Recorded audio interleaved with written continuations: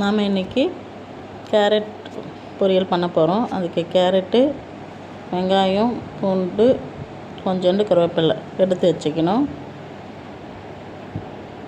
ஒரு கடாயில்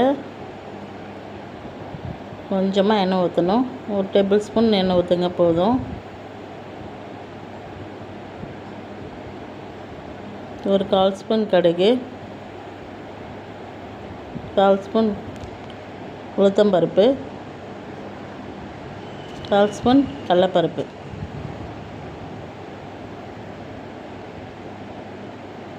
அப்புறம் ஒன்று காஞ்ச மிளகாய் போட்டுக்கலாம். போட்டுக்கிட்டு வெங்காயத்தை கட் பண்ண வெங்காயத்தை எடுத்து போட்டுடலாம்.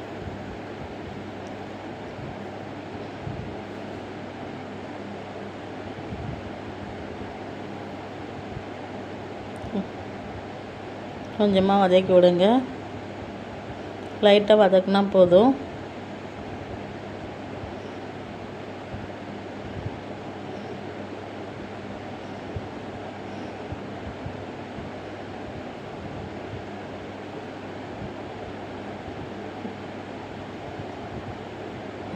லைட்டாக வதங்கின உடனே கேரட் எடுத்து அதில் போட்டுடணும். துருவி வச்ச கேரட்டை அதில் எடுத்து போட்டுடணும்.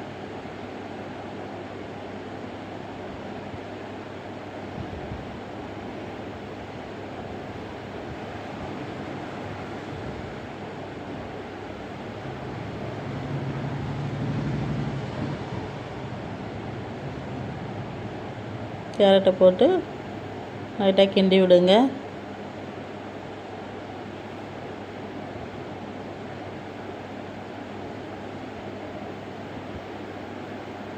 கொஞ்சமாக மஞ்சள்தூள், 1/4 ஸ்பூன் மஞ்சள்தூள் போதும். 1/4 ஸ்பூன் உப்பு சேர்த்துக்குங்க. நம்ம கேரட் அளவு கொஞ்சமாக எடுத்ததுனால எல்லாமே 1/4 ஸ்பூன் சேர்க்குறோம். அதிகமாக எடுத்திங்கன்னா அதுக்கேற்ற மாதிரி சேர்த்துக்குங்க.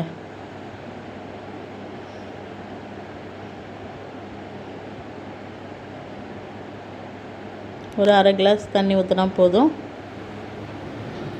1/2 கிளாஸ் தண்ணி ஊற்றிட்டு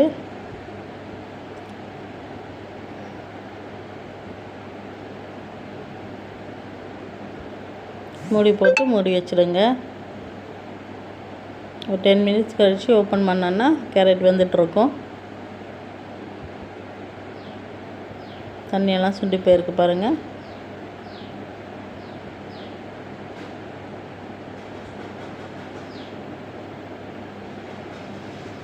இந்த ஸ்டேஜில் 1/4 ஸ்பூன் வீட்டு மிளகாத்தூள் ஆட் பண்ணிவிட்டு நல்லா கிளறி விட்டுடுங்க.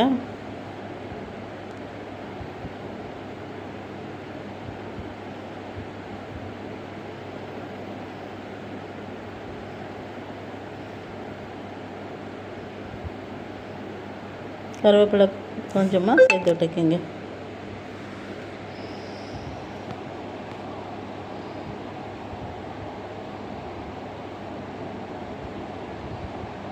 இப்போ கேரட் பொரியல் ரெடி ஆகிடுச்சு. இந்த கேரட் ரைஸாகவும் பிசைஞ்சு சாப்பிட்லாம், சாப்பாட்டுக்கும் தொட்டுட்டு சாப்பிட்லாம் கேரட் பொரியலாம்.